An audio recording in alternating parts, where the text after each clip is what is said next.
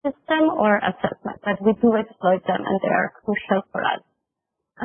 Similarly, the IDP does not enter response planning or response analysis or targeting, but we do provide fundamental information about the magnitude and severity of the insecurity, which is translated into population estimates that are split into 5 phases, and normally phase 3, 4, and 5 are 3 classification of crisis, emergency, and famine, where urgent action is required. So we do work with market assessment. We do influence, in a way, targeting and response, but our core business is conduct IDP analysis, food security analysis. We operate in about 30 countries. After the COVID outbreak, we have conducted something more than 10 analyses in the context of COVID. And of course, we have to integrate all what we call the contributing factors, so all the impact that COVID had in several dimensions of the security. We conducted analysis in Afghanistan, Yemen, Sudan, Syria, Uganda, Mozambique, Burundi, Madagascar, Honduras, Guatemala, many countries, Salvador, Eswatini. I have to say that the introduction that Matt made on the major trends was completely confirmed in terms of what we detected during the IDP analysis. Firstly, an increase in price was seen in all the analyses throughout the planet. So we did analysis in Latin America, in Asia, Middle East, Africa, Central Africa, Southern Africa. In all these countries, we had an increase in price that ranges between 10 and 20%. In most cases, it was a direct consequence of the COVID restriction, like in Syria, Afghanistan, Burundi. Yet in other countries like Yemen and Sudan, it was because of a pre-existing crisis in prices, inflation, loss of depreciation of the currency. It was less immediate to discern the COVID impact from the pre-existing price increases. In urban area, the prices increases very sharply in the first 1-2 weeks after the restrictions were set up. Also due to speculation, there was some panic buying, therefore speculation on the opposite side, but then they stabilized after 2-3 weeks, but they stabilized at higher level compared to the situation before, a higher level of 10-20% on the main commodity, let's say the food basket. A second trend is that loss of income was highlighted throughout all the analysis. In urban area, the loss of employment was rather from manufacturing companies, loss of employment in the tourism sector, like Uganda, Southern Africa, loss of employment in informal transportation, small traders, retailers, distributors. Let's say category, Matt, you were referring who are the new vulnerable categories that normally we do not expect to be so vulnerable. Well, it turns out that with the COVID restriction, this category are the ones that lost more income. In rural area, the loss of income was rather on daily agricultural workers and the mining industry. Most mines were closed. On the other side, so the food commodity price increased, but on the other side, also coffee, tea, and other food commodities that are exported, let's say, these had a reduced price, and so the price reduced, and so this was a loss of purchasing power from the producer or the farmer. Another very important element of loss of income has been the remittances reduction for those countries that used to receive remittances either from Europe or the state or in Yemen, KSA. In Yemen, we had a reduction of remittances of 20%, so you can imagine the impact of this. So both the direct remittances, but also the remittances from family members that were just working cross-border and used to even cross daily to go and work and support the family. Well, these sort of supports were mostly kept, and we observed, of course, a movement from urban center to rural center, or from borders to return to rural center within the country. And this this represents a double loss, because there is the loss of the remittance or the loss of the support to the rural household, but also one additional or more additional member on the shoulder of the rural residents. A third sector trend that we saw, and we should explore this more, and it's the data gap, is around the cross-border trade, how this has impacted the supply, the availability at market level, and with different levels. Sometimes was a crash in the border, was a suspension of the trade. In other cases, was just an accumulated slowness to transport goods. So in CAR and Burundi, there's long time to reach for a truck to reach the actual capital and be able to provide food in the market. And this is pretty much on my side. So again, Matt, what we saw in this more than 10 analysis really in line with what you introduced. And I would add on top of that the migration from the urban to the rural. Over on my side, Matt. Thank you.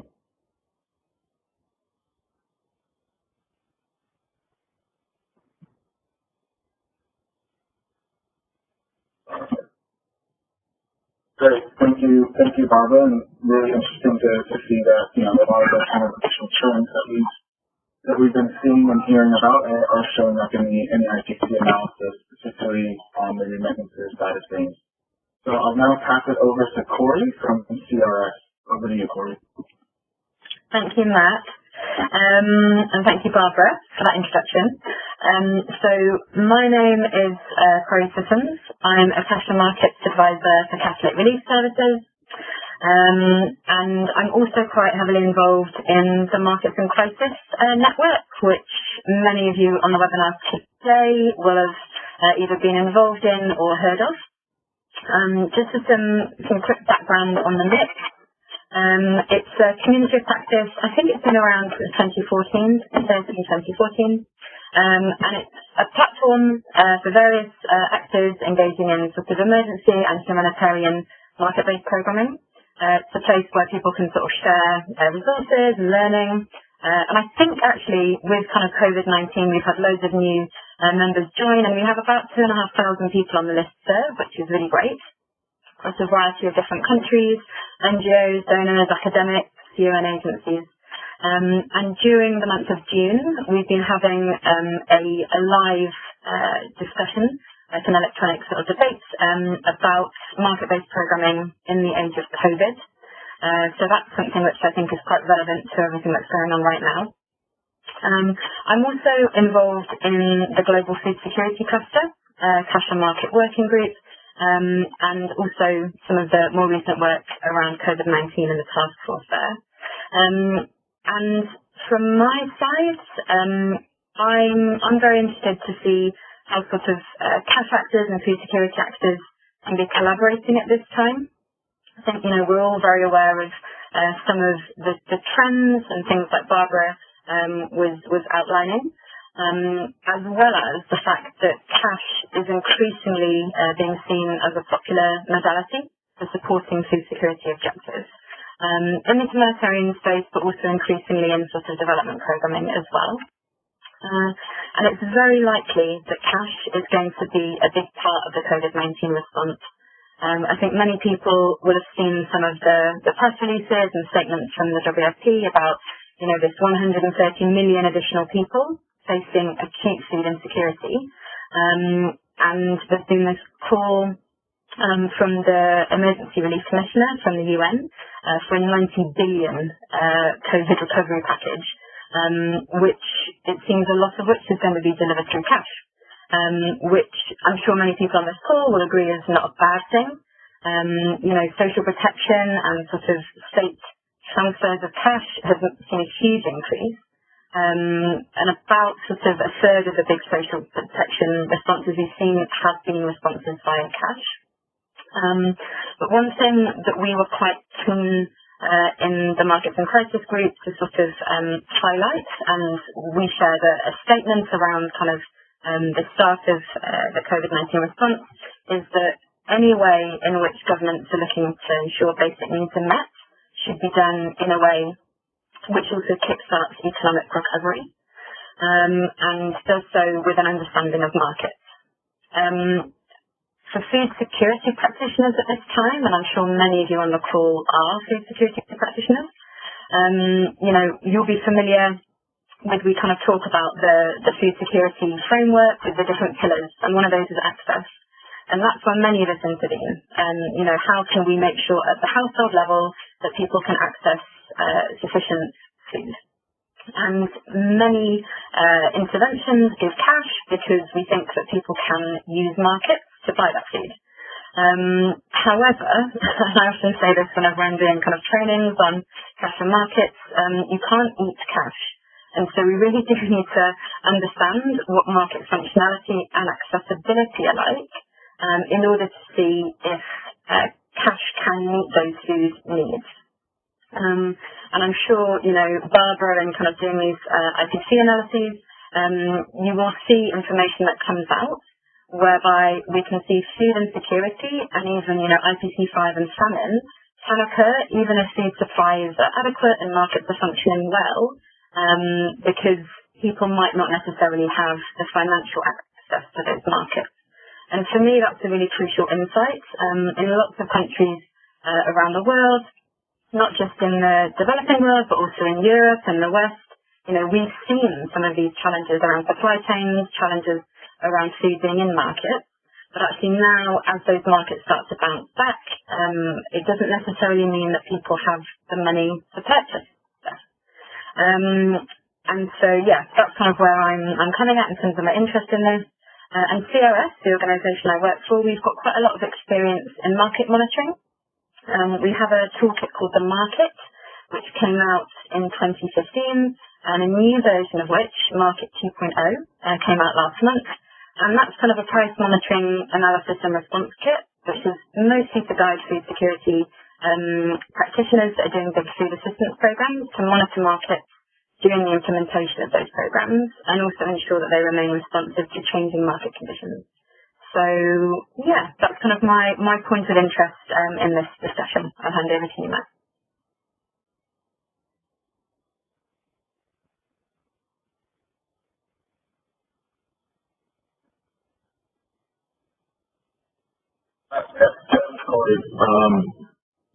Great linkages, and I think it's important that we continue to understand that, the level of acute food security can increase or disparity in the magnitude when even if food availability is high, and that it's really about understanding, the access to food, typically access and financial access, but also understanding how markets are actually functioning in that regard to enable that financial access, even if there's a cash intervention.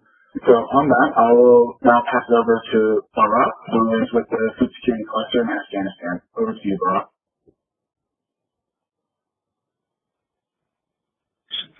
Yes, thank you, Matt, and also thank you, Corrie. It is such a great honor to share the discussion, the panel with such a great audience.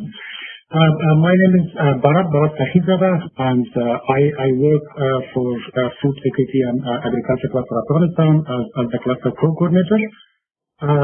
Basically, my role is to support food livelihoods activities at the national level, to coordinate activities, and also to conduct situation analysis, gap analysis to support the team, as well as to provide support for the field coordination level as well.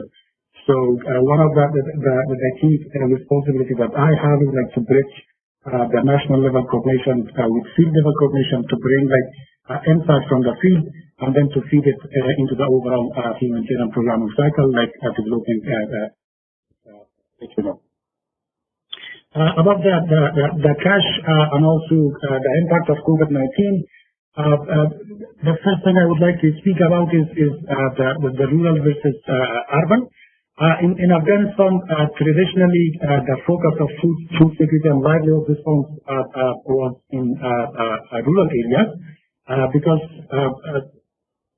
the chronic needs, the chronic vulnerabilities were like compounded and also severe by several shocks, like conflicts, like natural disasters, people movements, all these several shocks. But last year, for the first time in 2019, we decided like to capture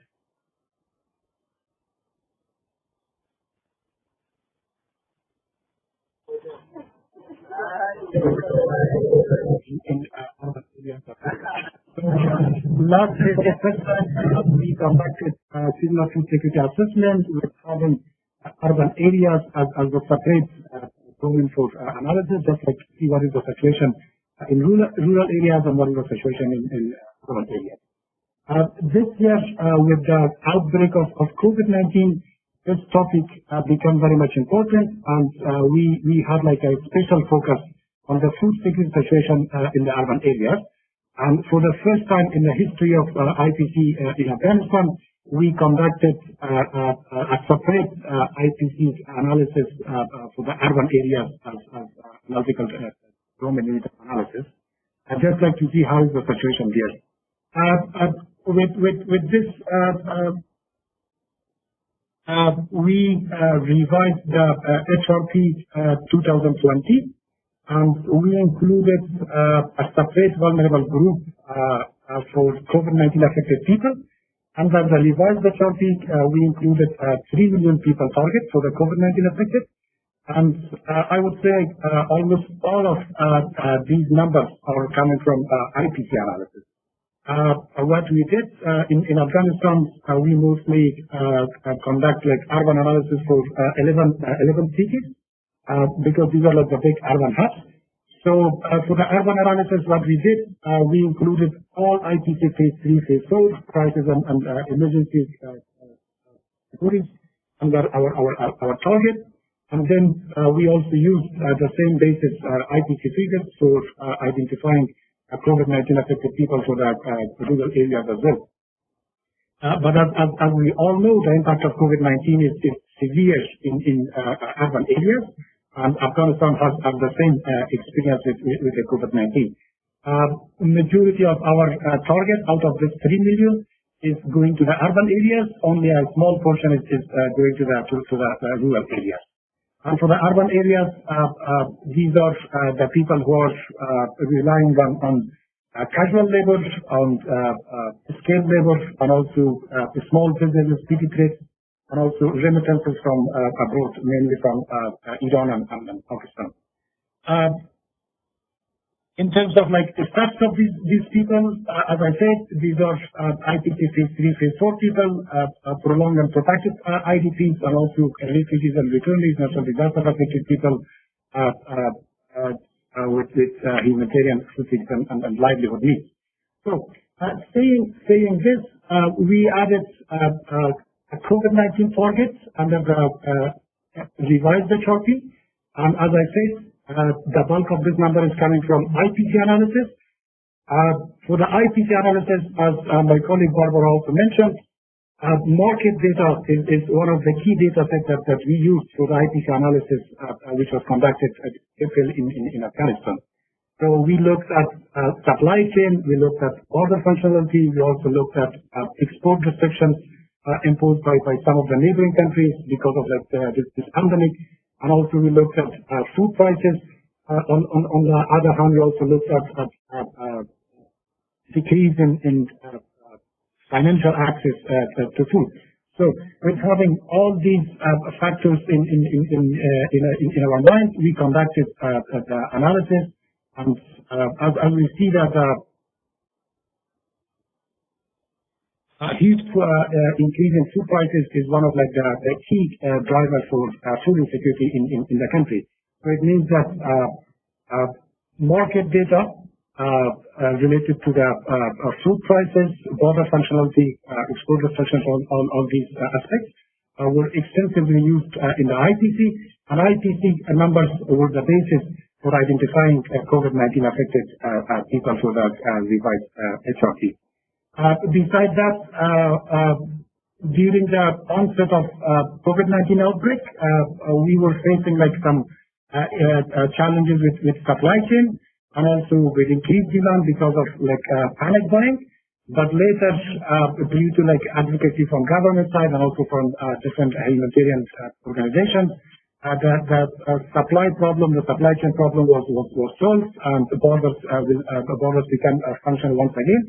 But we observed a huge problem in decrease in financial ability of people to buy food. So this was one of the things that we observed. For the use of the data, once again, during the onset of the outbreak, we used our local network, our SPAC, to collect market data, just to see how the situation is evolving. And later, our WSP colleagues, they step in and they started to have their weekly bulletin published, just to focus on the food side of the market.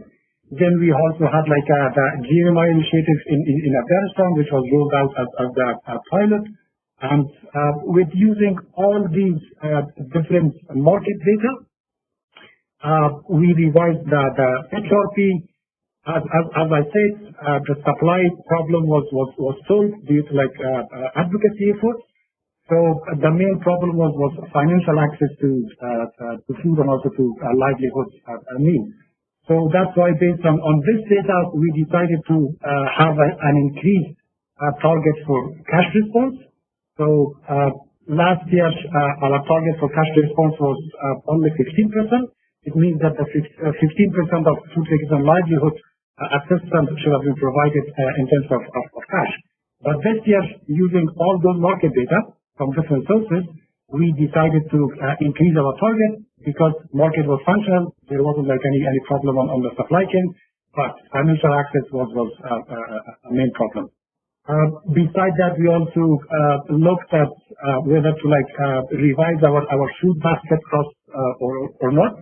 After looking at different market data, so we decided that our food basket cost is still based on the needs. So it covers the food needs of households. So we decided to keep it as it is. So these are some of the things that we collected the market data. We used it during the IP analysis process in the humanitarian cycle planning, also in humanitarian response, delivering response in the field as well. So this is over from my side. Thank you, Matt. Over to you. Thank you, Barat, and great insight from you and what's going on in Afghanistan and how you've used kind of the different mechanisms, whether it's data collection through the WSG documents or the Reach Jimmy initiatives, and implement that through the IPC to update the HRP. Really interesting and looking forward to hearing a bit more details on how that works and how budget monitoring can better be used. With that, we'll pass it over to Kaitlyn, who is with the Somalia Cash Consortium and Cash Working Group. Over to you, Kaitlyn. Hi, thanks everyone so much.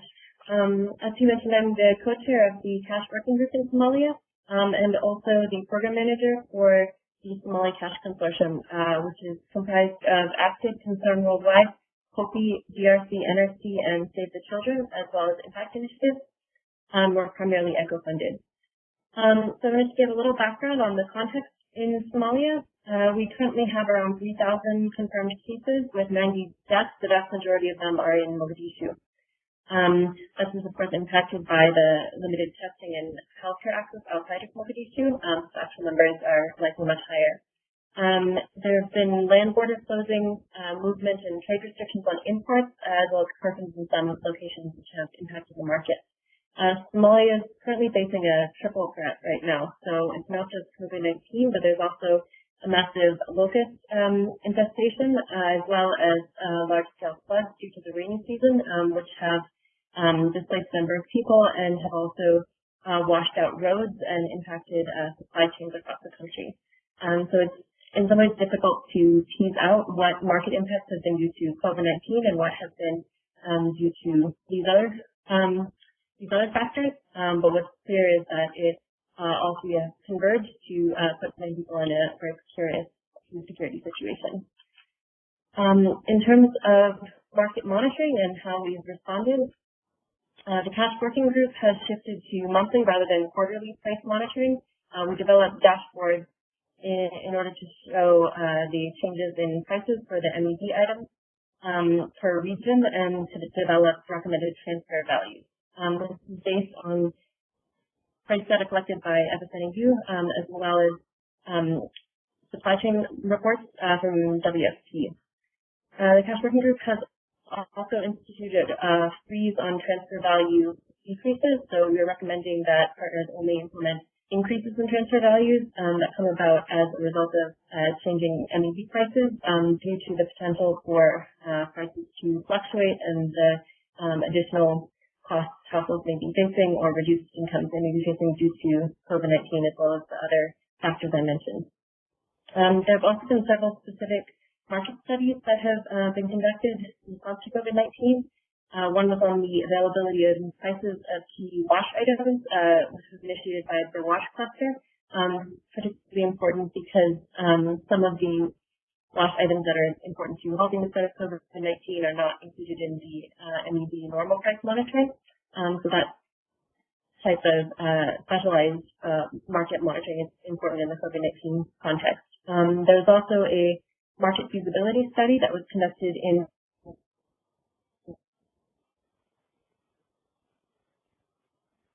Mogadishu by Impact, which is quite important because that's been the epicenter of the outbreak, and much of the aid is being concentrated there. And FSNAU continues to release FTC figures, including the number of food insecure people as a result of focused COVID-19 and floods. Another point I wanted to mention, which was mentioned by my colleague earlier, was the impact on remittances. And Somalia remittances are a huge part of the economy. Estimate remittances was 30. So, and about 40% of households in the country receive remittances at some point during the year. By some estimates, the remittances are likely to reduce many of the remittances are coming from family members in countries like the UK and the USA that have been heavily impacted by COVID-19, and from diaspora people working in sectors such as transportation, hospitality, casual labor, and retail, which have been particularly hard hit by the COVID-19 pandemic. So because of this, we anticipate this could have major impact on household food security, and also that there could be, to some degree, a delayed impact on food security for households within Somalia, as those impacts are felt in other countries, and then that spills over into remittances, and that spills over into the incomes and food security status of the households within Somalia. In terms of programmatic responses, we've seen many agencies shifting to or continuing to focus on providing assistance through mobile money through telecoms companies and e-vouchers. Somalia has a very strong history of using mobile money and using mobile money to provide aid, as well as using mobile money to receive remittances. So that's been further scaled up in the wake of the COVID-19 or providing at banks to receive physical cash, and also encourages the use of mobile money in downstream transactions, which can help reduce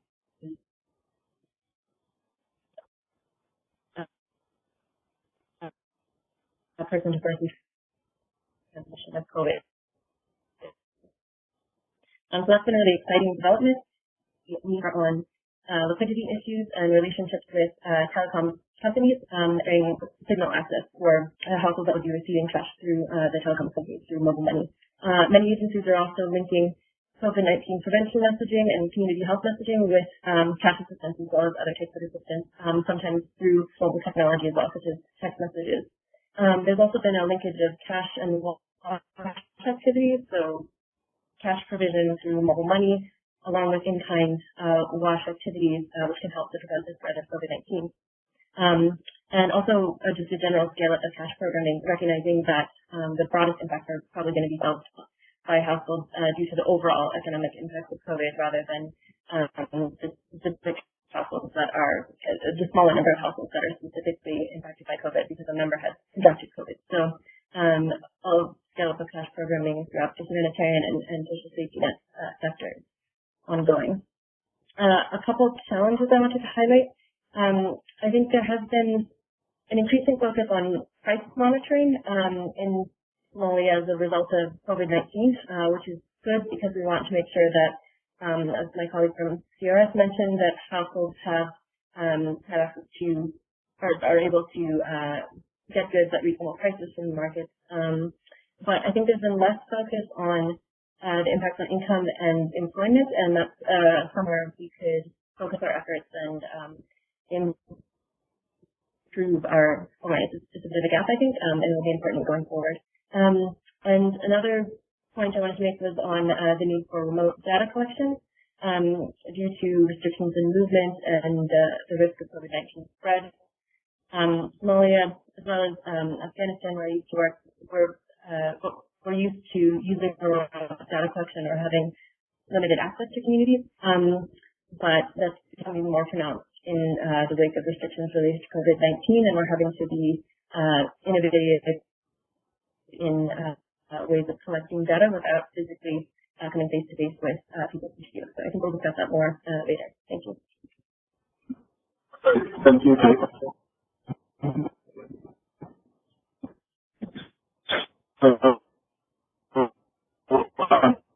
Very good point on especially the kind of multiple shocks and hazards that can occur at the same time. I think it's especially for areas that were already experiencing acute weather. Absolutely agree that, you know, in this kind of onset of COVID information and being able to get that information quite quickly was key to understanding and updating the analysis.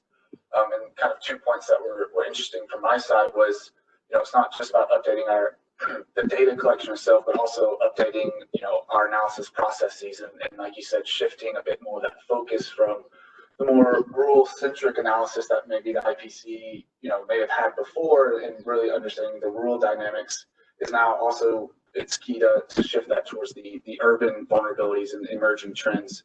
And in terms of the joint monitoring framework is, you know, some may know or some may not know, it's a initiative by the food security cluster at the global level to implement a bit more of a ongoing monitoring of the implications of not just COVID-19, but other shocks and stressors that are ongoing. And through that has a bit of a standardized tool that leverages key informants and expert knowledge to ensure that there's updated information as much as we can, but also ensuring that this is fed from assessments and reliable data sources. And continuing on the topic of emerging vulnerabilities and population groups and monitoring, is there any other panelists that would like to kind of either respond to Barbara's comments or add additional information? Over. I might just quickly. So I don't want to repeat things that Barbara has said, but you know, there has been a general recognition, I think, in the COVID-19 response that markets are an outstanding issue. Kelp, who wrote a very good opinion piece about sort of the cash response for COVID, picked out markets and market monitoring and analysis as something where, yeah, there was a real need for sort of an improvement in that area.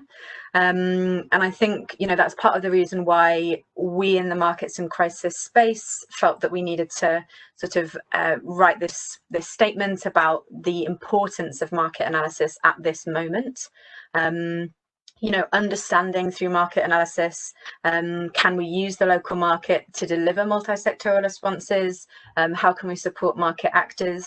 And as Barbara is saying, you know, depending on the context, it might be that you want to be looking at more rapid light touch market monitoring, but then also in some of these contexts, I think there's going to be a need for sort of, you know, deep dives into doing more in-depth market assessments. You know, looking at things like you mentioned, Kaitlyn, in Somalia, about income market analyses. You know, there are some great analyses that have been done pre-COVID times. I know that IRC and Mercy Corps have a very good labour market analysis toolkit, but trying to understand, the ability of people to access an income and actually what that might look like in the future. We have a tool which is called the PCMA, the Pre-Crisis Market Analysis, and I think, you know, that's a tool whereby kind of you project going forwards what you think the future impacts on markets might be, and you know, no one really knows how this COVID thing is going to play out, but certainly there are second waves to be expected. You know, we're already seeing second lockdowns, so there is some capacity to be able to do some type of programming and some sort of preparedness around that potentially. But there's a lot of different sort of options in terms of market tools. Yeah, I mean, we in CRS are doing our own kind of market monitoring and have seen some of the things that kind of Barbara's mentioned, you know, specifically around the impacts on the urban poor. But I would say one thing that we're trying to do in our market analysis is try to make it broader than just prices. So looking at not only household level indicators around sort of access to markets, income sources, etc., but also looking further up the supply chain and trying to understand some of those availability issues. And I'd be interested, again, sorry not to put people on the call on the spot, but I think access to credit, and in particular kind of how people are borrowing, is something that is really unknown, but is quite a key aspect. We know that people often borrow, we know people may be relying more on credit at this time. And as we see this kind of, you know, develop, those avenues may dry up. People that have been relying on credit may no longer be able to get them. And so, yeah, I think there's lots of kind of potential that this will change over the next kind of weeks, months, and probably even years.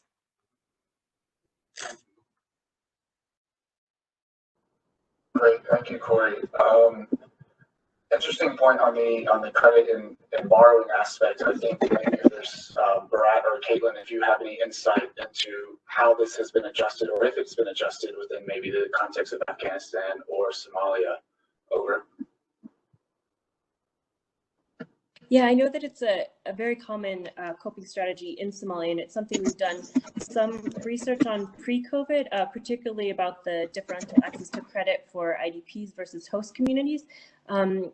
We don't have any, or I'm not aware of any more recent data on how it's impacted how the COVID-19 has impacted that, but I'm sure, yeah, it will be a big factor to be looking at in the future. So it's something that we should do more with.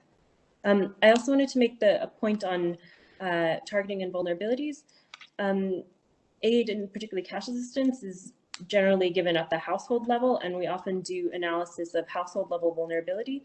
But it's important in the COVID-19 context to be looking at inter-household dynamics and individual level vulnerabilities and identities to look at how COVID-19 could have differential impacts on certain individuals, like older people or people with chronic illness who might be more at risk of COVID-19, and then how that would impact their access to markets and income opportunities, or gender dynamics. For example, if women are playing a more caregiving role, how that would impact their access to markets and incomes, and then how that overall impacts a household's income and market access.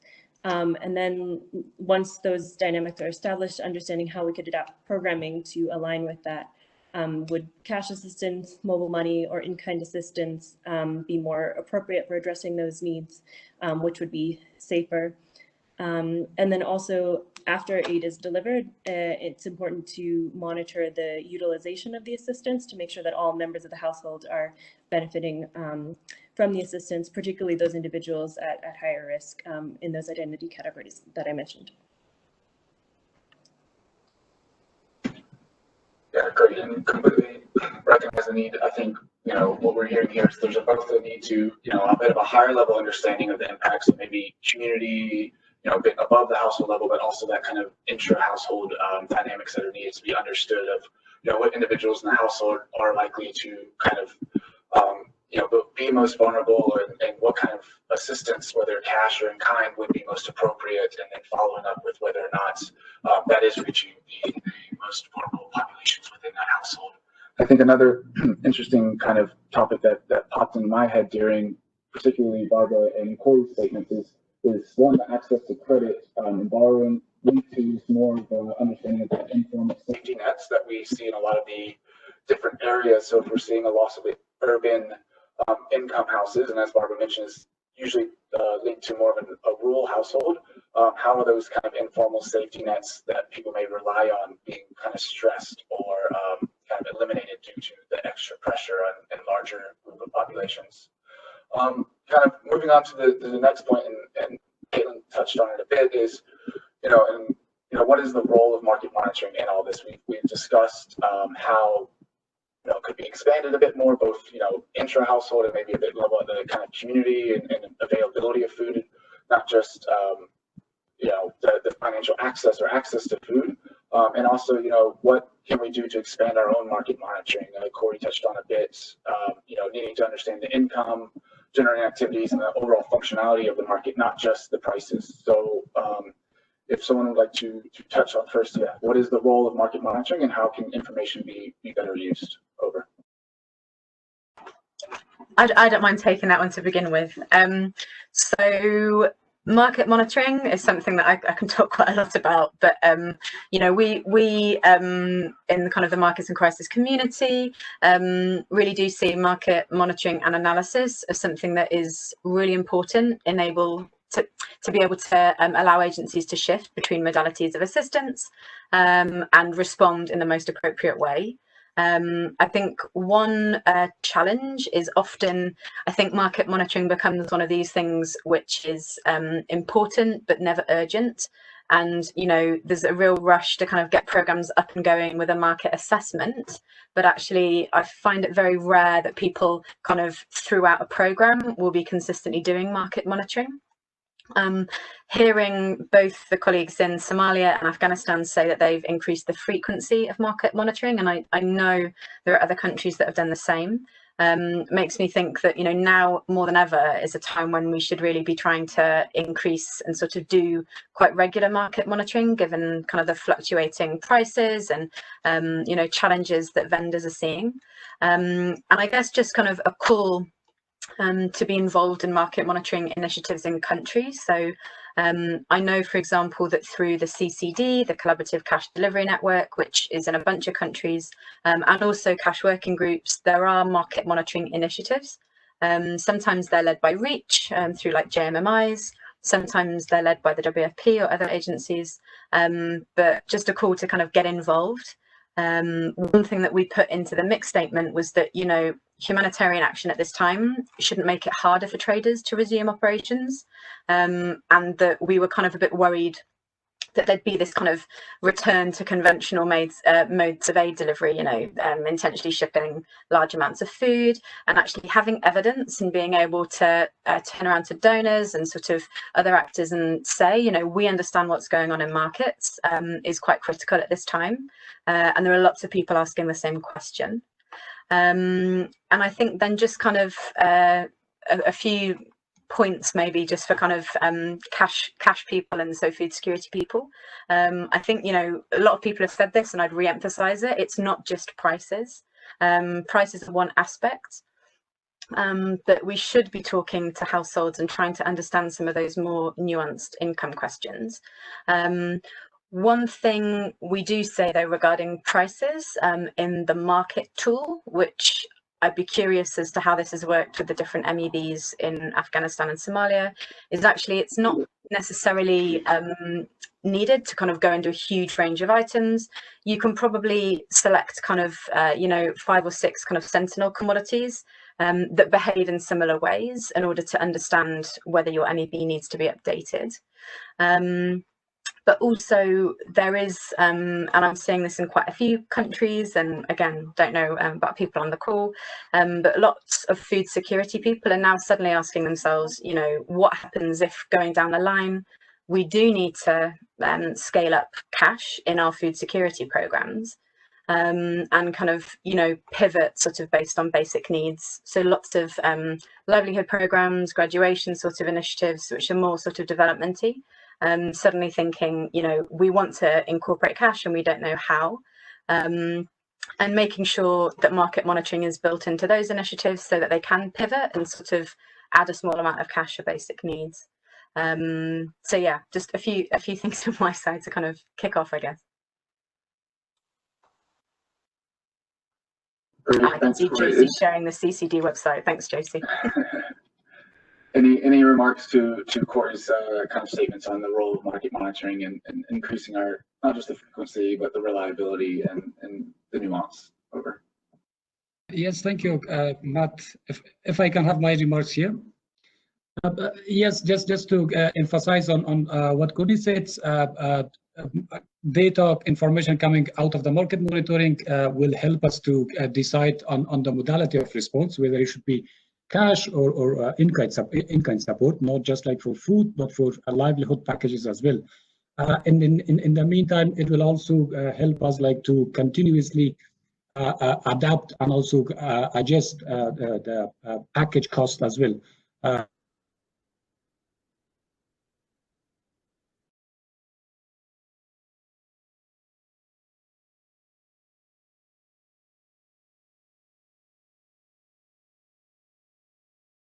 Aspects which should be included in the market monitoring as well. For example, financial service providers capacity. Like if the food availability is okay, then we can go like through cash response. Then the next question is like, what about then financial response service providers capacity? Is there like enough capacity in the market to implement cash programming or not? So this is also something that I would emphasize that it should be like part of the market monitoring. On the other hand, access and market safety is also like another factor, because giving like the example of Afghanistan, Afghanistan is like a highly mountainous country. Mostly in remote areas, the markets are not like well integrated. So that's why if you go to like to the district level, even like village level, access to the market is like too difficult. So this is also like one of the factors which influence our decision which modality we should opt for, and how we should like design our program. So these are the two factors that I would like to emphasize here. That these factors should be somehow like included in the market monitoring as well. Over. Thank you.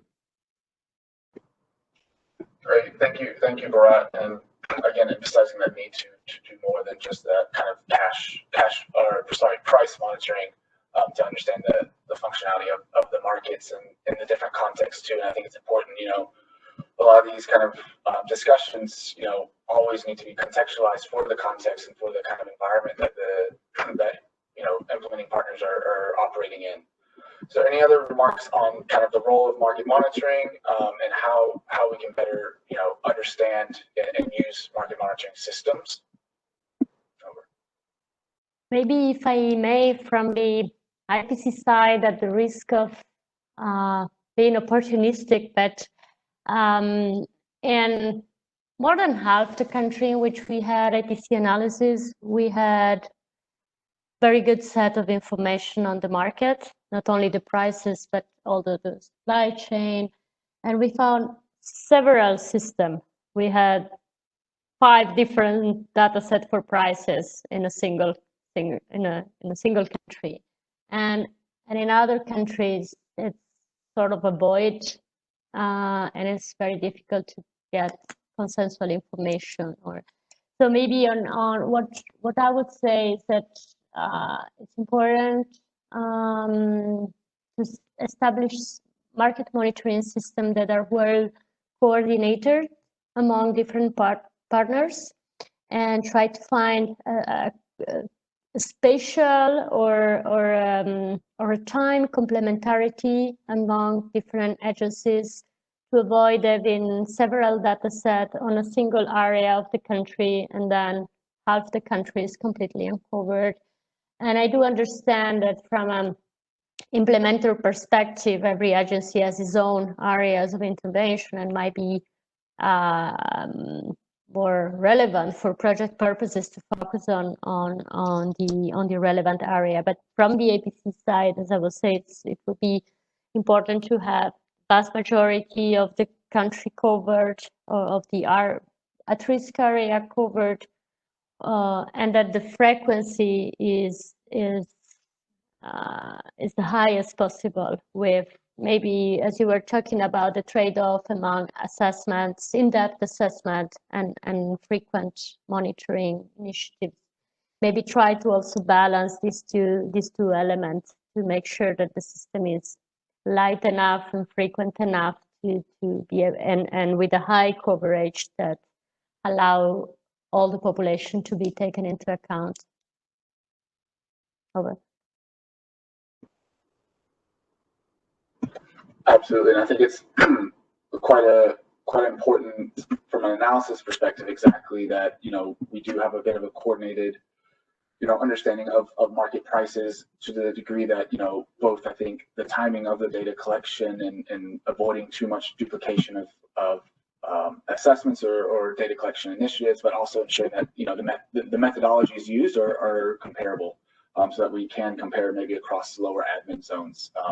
I know with the Joint Market Monitoring Initiative, this is usually coordinated among actors and avoids any kind of duplication, along with increasing the frequency. But yeah, as you mentioned too, Barbara, that need to have a light enough tool that can be updated quite regularly, but in the need for more in-depth analysis, that tool is also flexible enough to enable that, or there are tools that are flexible. For the sake of time, I would like to just briefly, if there's any kind of major comments on different challenges that are associated with maintaining kind of an evidence-based analysis process or information process during the pandemic. If anyone's had particular insight or recommendations on how we can ensure that there aren't kind of the loudest person in the room shouting type of approach to using market data. Over.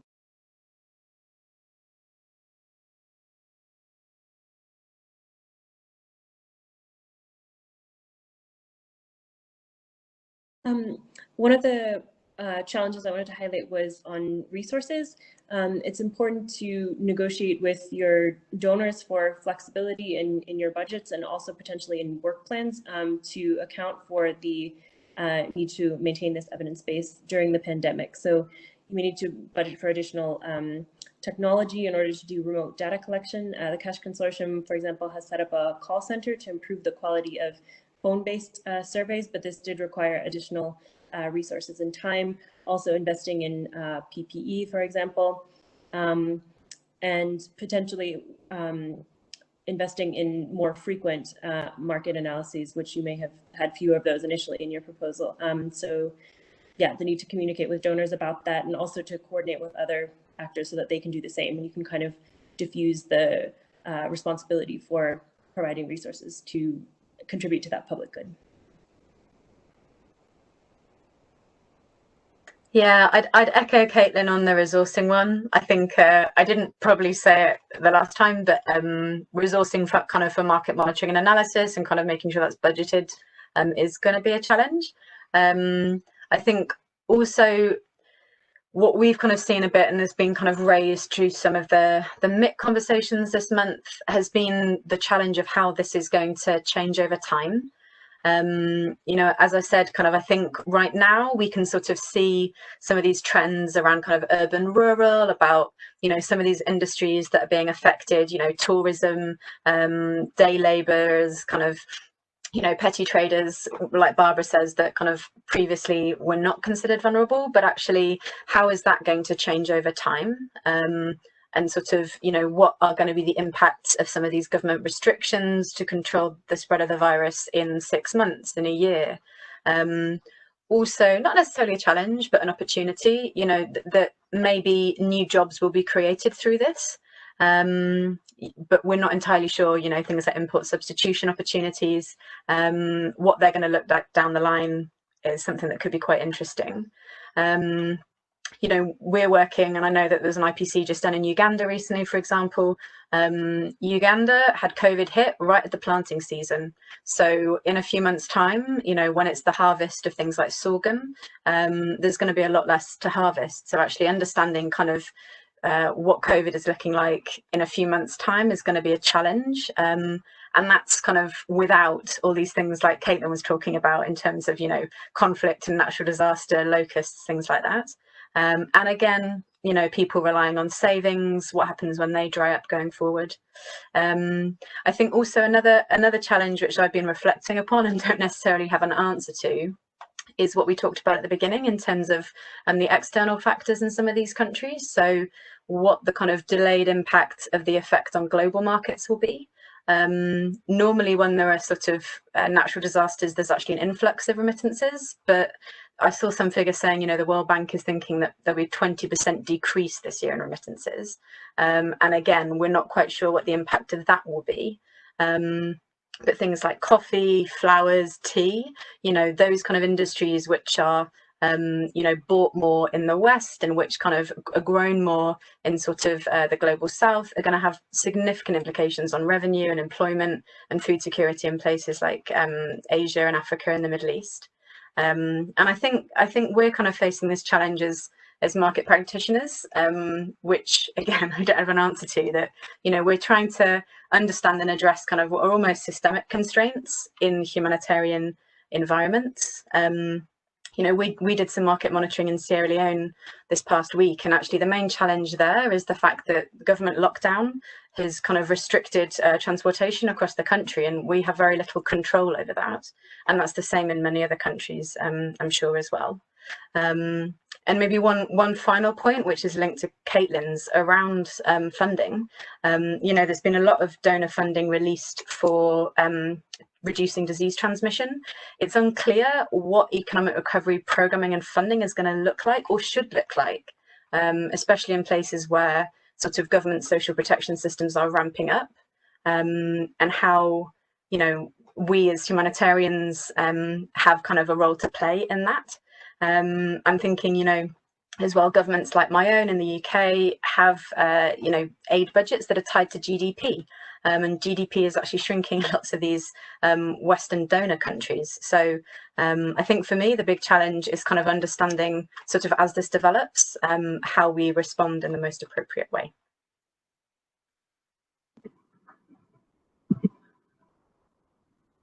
Great, thank you both Kaitlyn and Corrie for those insights. I think it's very useful, and it's a good lead into the kind of Q&A.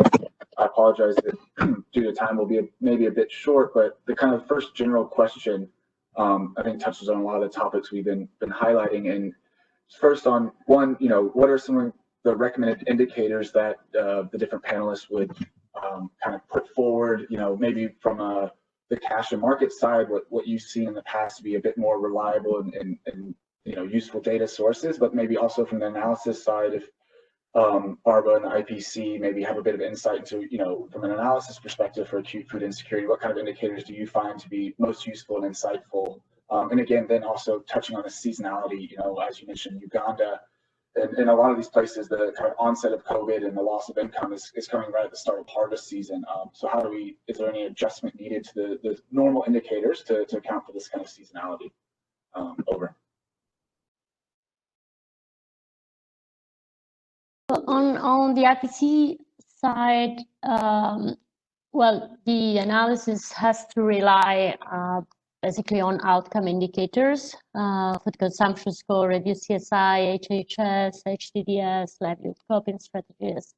And this is like the main point around which we then use a lot of qualitative information and a lot of information that's not measuring, directly measuring food consumption and livelihood, but is measuring other aspects. In terms of the indicators that are more interesting in this particular crisis, I think as mentioned before, is the food expenditure pattern. I think it was mentioned by Marina in the chat, and then by Corrie, the access to credit also. I think it's important.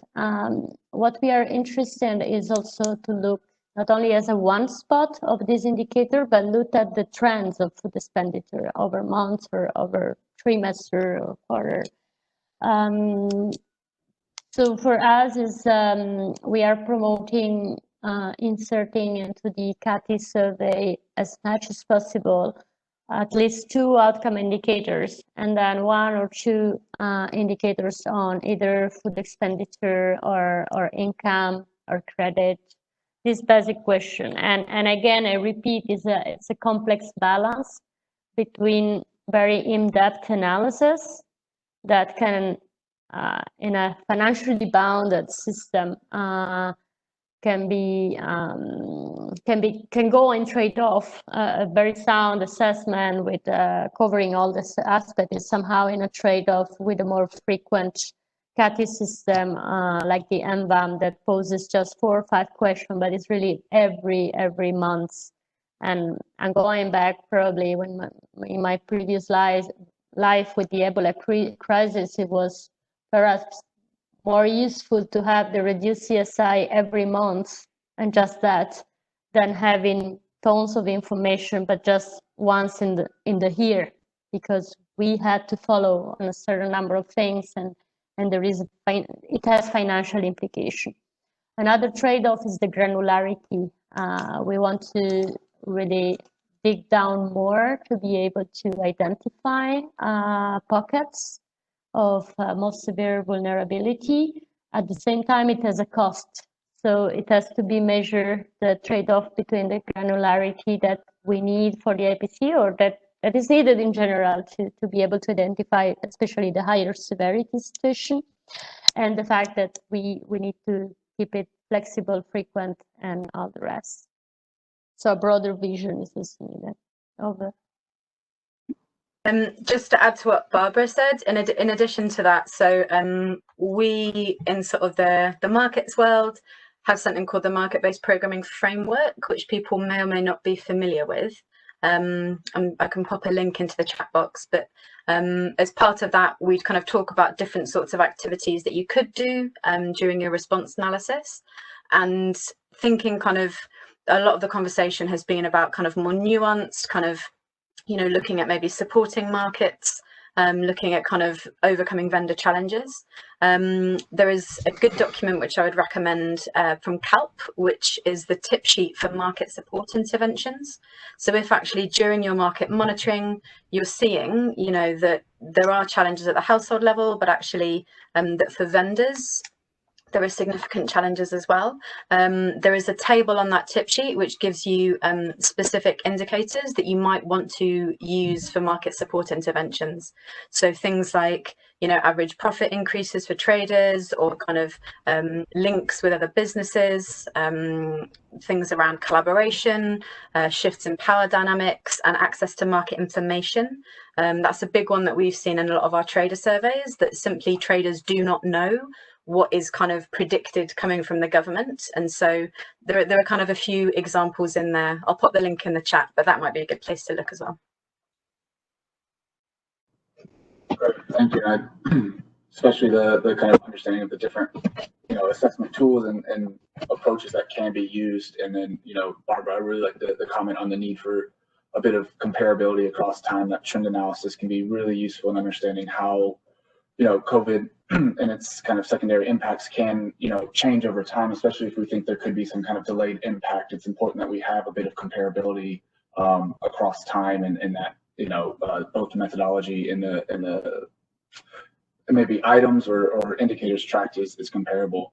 We have one more question for Kaitlyn in Somalia. You know, regarding your kind of current or your previous statement about, you know, this kind of triple threat of the climatic shocks, COVID, and the desert locust, has there been any kind of assessments done, both urban and rural, that take into account all 3 of these factors at once, or has there been more of a kind of isolated approach to each one of them? Over. The most recent IPC figures included estimates that looked at the impact of all 3 together, but at least in what was released publicly, it didn't disaggregate the impact of those 3.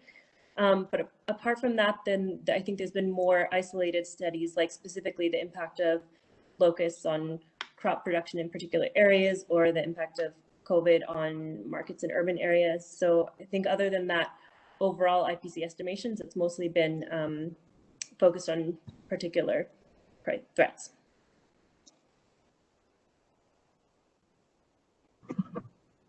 Oh. Great, thank you. And really interesting that, you know, think the need for the IPC kind of higher level understanding of all three together, but that kind of maybe a bit of understanding of how those will maybe drive food insecurity.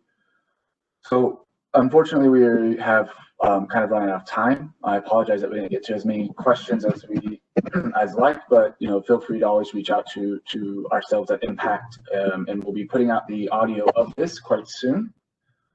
So with that, I want to first thank the panelists for participating and your great insight to these different kind of issues raised. I know that we've only really kind of started to touch on the topic, and I'm sure there'll be continuing conversations as the implications of COVID-19 in these different contexts emerges, and our understanding of how these vulnerabilities may start to shift how we'd either approach data or data collection or different types of analysis processes or monitoring systems.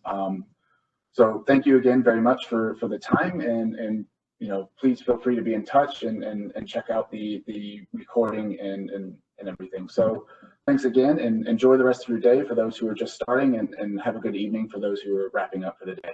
And thanks again. Thank you, Matt. And Thank you, Matt. Yeah, thank you, Matt. Thank you.